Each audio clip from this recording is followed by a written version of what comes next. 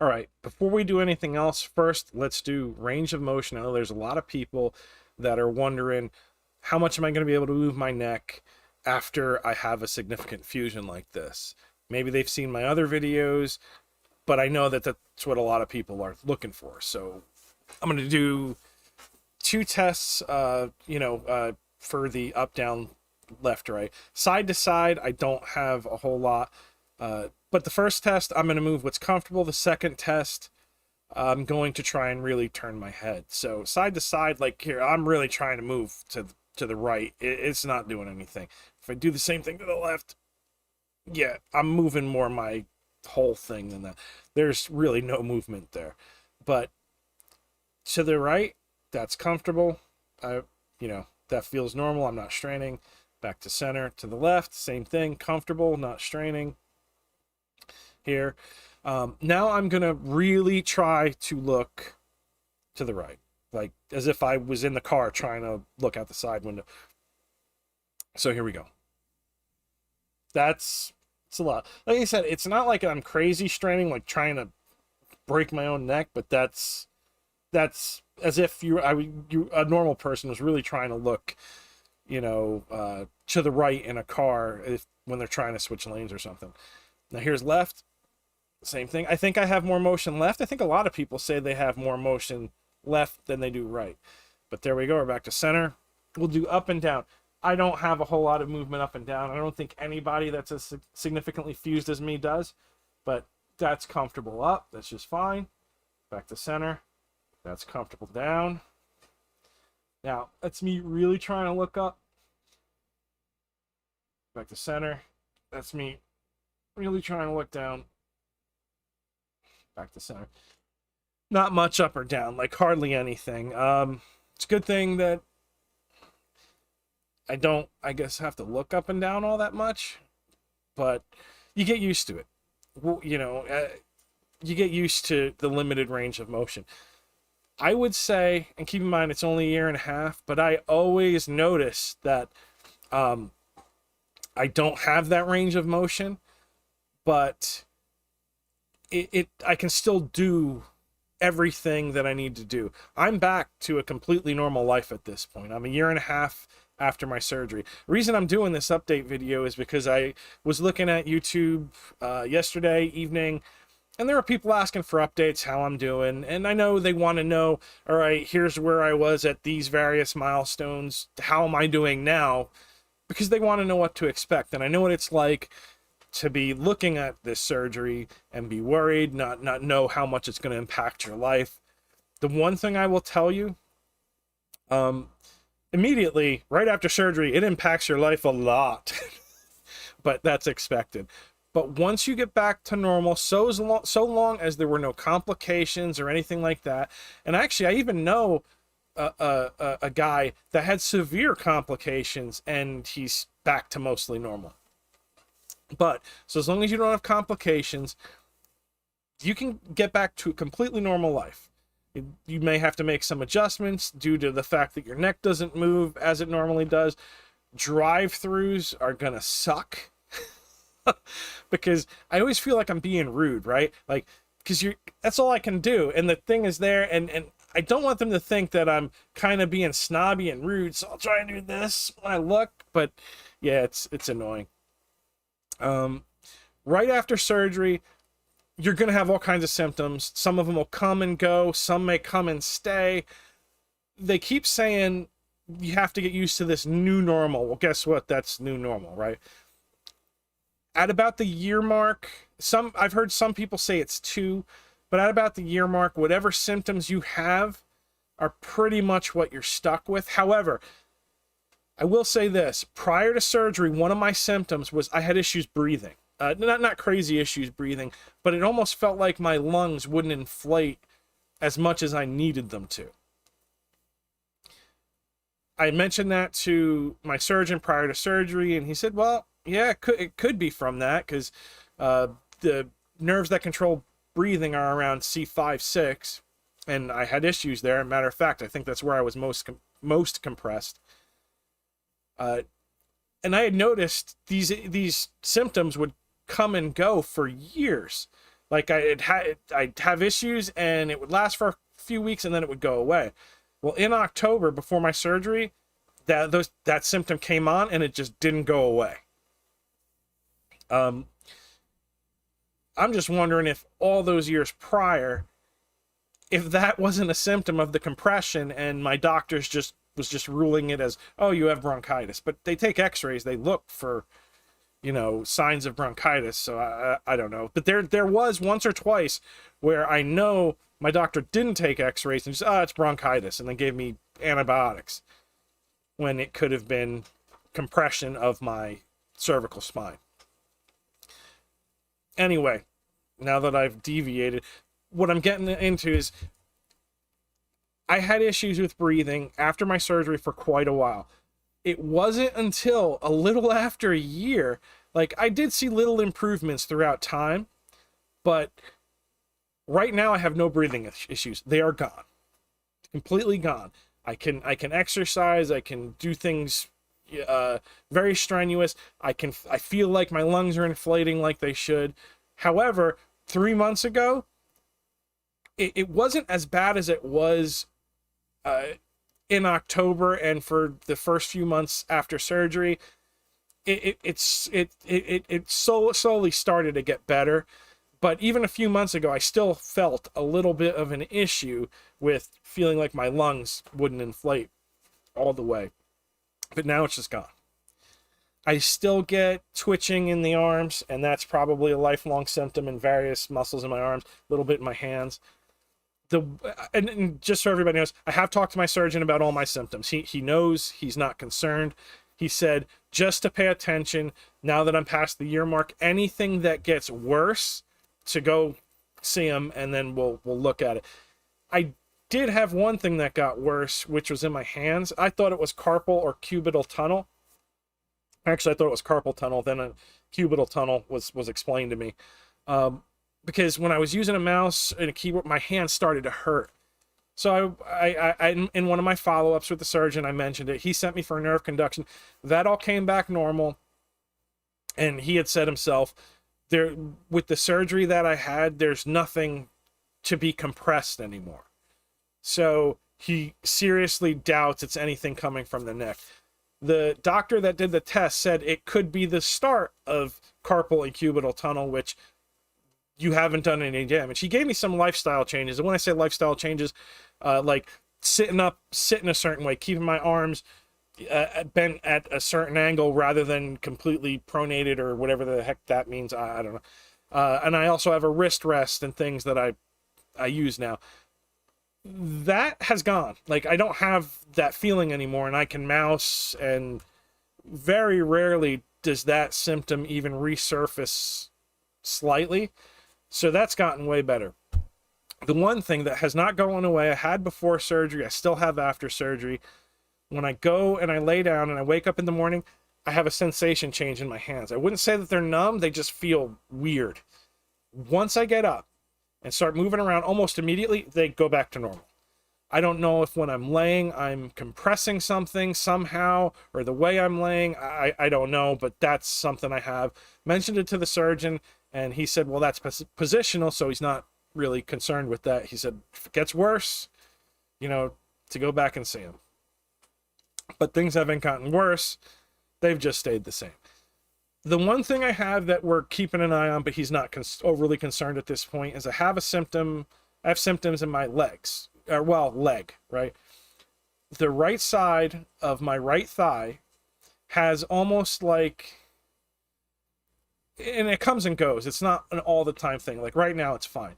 But when whatever is agitated, it feels almost like there's a sunburn, right? And when you touch it, it's sensitive to touch.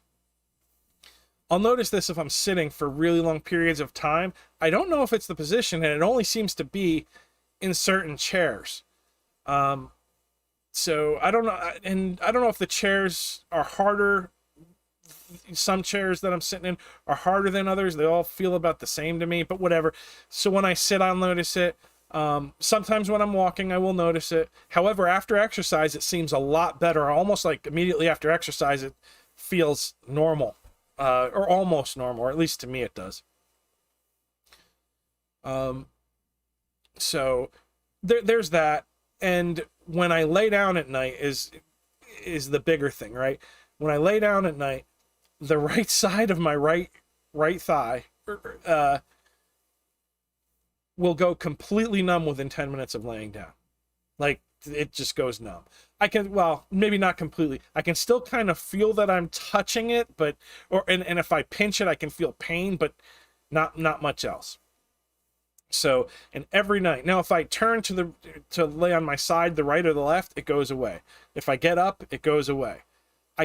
I don't know what that means. I've mentioned it to the surgeon, and he doesn't seem concerned. He said if it gets worse, come in, or if I experience weakness in the legs, loss of bowel or bladder, then go in. Or if it starts to spread, or the numbness gets worse and starts to spread in other areas, then come in. He said, but the treatment for that is you start out physical therapy, and that may help it go away, which I've actually started doing, keep in mind, very recently, exercises along those lines to help with that. I've gained 40 pounds since my surgery and COVID. Prior to surgery, I was exercising a lot every day. Then after my surgery, I can only really walk. And then COVID hit, so then I couldn't even get into the gym once restrictions were lifted for me to be able to do everything that I was doing prior. So I fell off the bandwagon, and I shouldn't say I fell off the wagon as far as exercise is concerned. And it's extremely hard to get back on that wagon. Those of you that have been there, you understand. That's the only main negative I would say about surgery, right? Is it stopped me from exercise, and it broke that habit, and it's a lot harder for me. Something's beeping. Stop beeping.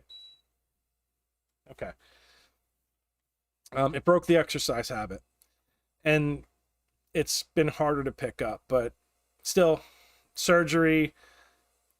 having surgery was definitely better than the alternative, which was eventually becoming paralyzed and dying. So, but anyway, so I may have some lower back issues at the start of lower back issues, but it could be years or a decade before I even, like, if it's going to lead to surgery, it could be quite a while before I actually need surgery, or before it's got to be dealt with outside of diet and exercise. The weight I've gained, it has crossed my mind that the weight I've gained, maybe it's causing my lower, compression in my lower back and the actual discs. Because I only have the symptom in the one leg, the right side. My foot will get a little weird too, so it's the right thigh, and then the foot will get a little weird sensation change. But outside that, I have relatively mild symptoms. I do get mild pain in my neck, or not my neck, but at the point of the fusion and in my one shoulder blade, but it is very mild. I don't need to take pain medication for it. It goes away, does not impact me or stop me from doing anything. So I do get a little pain. I think it's when the weather changes, mainly, like when it's gonna rain or something. It is when I feel it. But other than that, I don't have any pain. Like right now, I have no pain. So I guess the update is I'm doing fine. As well as can be expected. My surgeon says I'm doing phenomenally well, and that he can count on his hand the number of patients he's ever seen with a recovery like mine. And even though I was getting frustrated as I'm seeing these new symptoms that were popping up, they would come and go, or there are different symptoms than I had, but now I might be stuck with them for life. Keep in mind, they're mild, right? Except for the legs. Legs could be the lower back, but the stuff from the neck, I have mild symptoms, and that, when they talk about the new normal, that's what they're talking about. He says it's nothing to be concerned about. He understands my frustration because there's no manual for this. It's not like you're going to have this symptom and you look in the book and you're like, oh, I have, okay, it's okay. Or, oh no, I gotta get right in. It's a sign of an issue, because everybody is different. Usually in a wide enough group, there will be people that experience symptoms similar to yours. meaning there'll be at least one other person that has the symptom and might be able to guide you a little. Always mention your symptoms to your surgeon when you see them in your follow-ups, just to make sure, because what could be a minor symptom and nothing to worry about for one person, maybe in another could point to something else, because everybody's different. They messed with your spinal cord. They cut you open, did whatever they did. There's a lot of irritation and swelling, and as you heal and your spinal cord comes back to life, there's a lot of weird crap that happens. Like a lot of weird crap. I all of a sudden never had it before surgery, but after surgery, I would say it's a few weeks in, right? I started having balance issues. I'd be dizzy and things seemed weird. And I was like, oh no. I thought maybe they messed up surgery or whatever. And then it just went away. It just went away. It turns out it could have been either an inner ear thing, or just healing. I've had, right after surgery, and I think everybody notices this, crazy arm twitching, or I would spasm, like I'd be sitting, and my hand would just do weird crap. And that, I can tell you, that's pretty much normal after this surgery, right? And it subsides. I still have, like I said, muscle twitching in the arms, but I don't think it's anywhere near as frequent as prior to surgery. But trying to think of what to say. I'm trying to do this all quick off the cuff. One of the reasons I haven't put together a video is because I actually have to have the willpower to come down here, turn on the camera. I'm in my basement, as if you couldn't tell, and actually say words and think of things, and because I'm lazy, I don't want to have to edit this. But I'm doing fine. The symptoms I have are mild. Like I said, I've got the thing in the leg. I've got mild pain, but it's not a big deal at all. Just some random muscle twitching, some sensitivity things, but those are most likely lifelong for me. And if the surgeon's not concerned, I'm not going to be too concerned unless it gets worse, at which point I'll go back and see him. But yeah, I'm doing fine. And that's the reason why there hasn't been an update video, because I've been fine. The one thing I will say is you may want to unsubscribe to this channel, and the only reason I say that is because there's probably not going to be another update video unless there needs to be. But I can't foresee there being another update in 6 months or a year unless something happens. And the reason I'm saying unsubscribe is because I am actually going to start publishing more videos, but they'll have nothing to do with my neck. As I have free time, I play video games, and I've recently started capturing VR gameplay footage. And I'm thinking of uploading that mainly for my friends. My friends have also bought Oculus Quest headsets, and just to show them some of the games, because the best way to, hey, I'm playing this game. Oh, well, what's it like? Oh, well, here, I happen to put a video together. Go check it out. See if it's something you're into.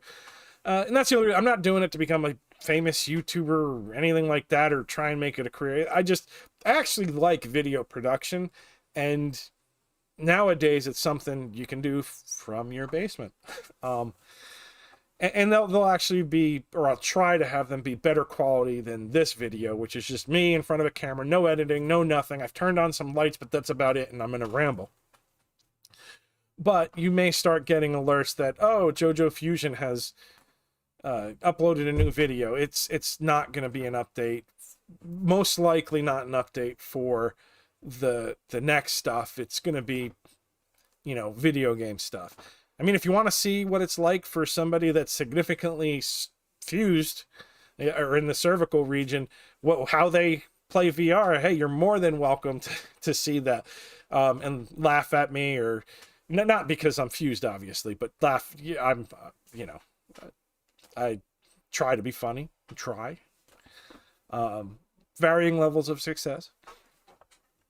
But if video games aren't your thing, you may want to unsubscribe, because I don't want your feed lighting up for stuff you're not interested in your YouTube feed. So just be aware of that. But long story short, I very much, oh wow, this is at 20 minutes? All right. I don't know how I did that, but all right, so long story short, I'm doing fine. I have minor symptoms, but nothing crazy. Back to a completely normal life. There is light at the end of the tunnel. When you first get ready to go through surgery, I found the first week is the absolute worst. Day 2 being the worst pain I was in. It started letting up at the end of week 1. Week 2, still some pain, but I was able to start weaning off of pain medication. Keep in mind, my recovery is abnormally good, so it may take you a little longer. Don't try to get off of pain medications sooner than your body is telling you, because when you fall behind on your pain medication, that's when you end up in pain. But by week 2, I was weaning. Week 3, I was just taking Tylenol.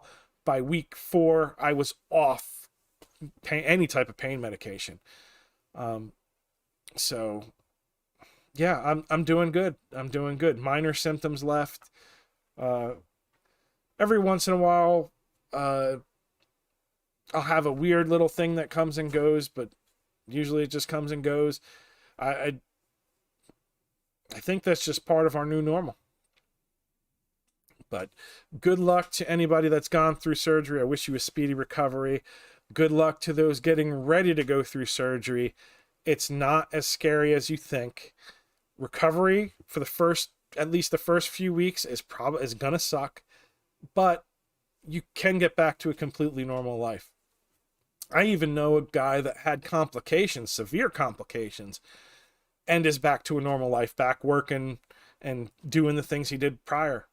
So, even you can even recover from bad complications, right? Basically, I know it's easier said than done, but don't worry, you'll get through it. Best of luck, and thanks for asking me how I'm doing. I genuinely appreciate it. Well, I'm gonna cut this. This video is way too long, so good luck and goodbye. Well, not goodbye, not good, not just good luck, and I'll see you later.